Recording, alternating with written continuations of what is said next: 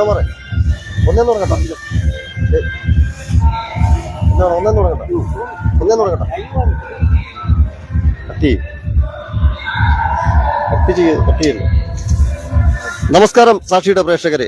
തിരുവയ്ക്കോട് ശ്രീ മഹാവിഷ്ണു ക്ഷേത്രത്തിലെ തിരുവോണം തിരുനാൾ മഹോത്സവത്തോടനുബന്ധിച്ച് ഭഗവാന് ഘോഷയാത്രയ്ക്ക് അകമ്പടി സേവിക്കാൻ എത്തിയിട്ടുള്ള ഗജവീരന്മാരെ ഒക്കെ നമുക്ക് ശിവരായണം പറഞ്ഞു തരും. അപ്പൊ നമുക്ക് ആ പാപ്പാനോട് സംസാരിക്കാം.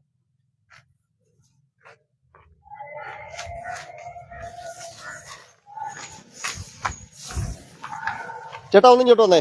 ദേവസ്വം ബോർഡിൽ നിന്ന് എത്ര ആനകളാണ് ഇവിടെ എത്തിയിട്ടുള്ളത്? വേദവ്യാസന്റെ രണ്ടാനകൾ, ഒന്ന് സിദ്ധാർത്ഥൻ, ഒന്ന് അക്ഷയ് കൃഷ്ണ.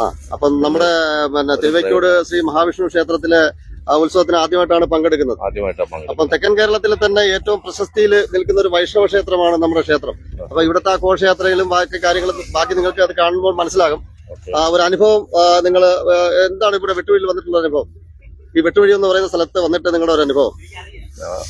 അതിന് ഒരു കൂട്ടം മാനപ്രേമികളായ ചെറുപ്പക്കാരുള്ള സ്ഥലമാണ്. അപ്പൊ അവരെല്ലാം എത്തിക്കും അല്ലേ? തീർച്ചയായും. അപ്പൊ നമുക്ക് അടുത്ത ആനയുടെ നമുക്ക് ശരൺചേട്ടാ ഒരു കാര്യം കൂടെ ചോദിച്ചോട്ടെ. ഇവന്റെ നിത്യ ഇവരുടെ ശീലങ്ങൾ എന്തൊക്കെയാണ്? ഏറ്റവും നന്നായിട്ട് വർഷപ്രിയനാണ്.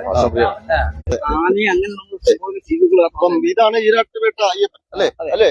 അത് അയ്യപ്പന്റെ പാപ്പനാണ്. അപ്പൊ ഈ അയ്യപ്പനെ കുറിച്ച് ഒരു എന്താന്ന് പറയാമോ? നമ്മുടെ സാക്ഷിയുടെ പ്രേക്ഷകർ, നമ്മളെ സാക്ഷി എന്നൊരു മാധ്യമത്തിൽ നിന്നാണ് വരുന്നത്.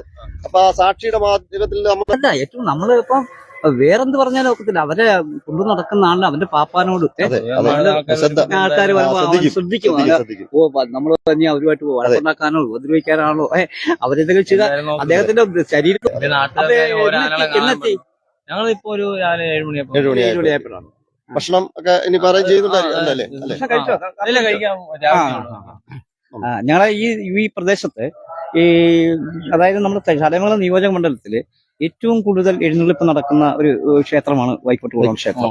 ഇവിടെ നേരത്തെ എന്നൊക്കെ പറഞ്ഞു കഴിഞ്ഞാൽ 25 ഭക്ഷണമൊക്കെ ഉടനെ എത്തും അല്ലേ?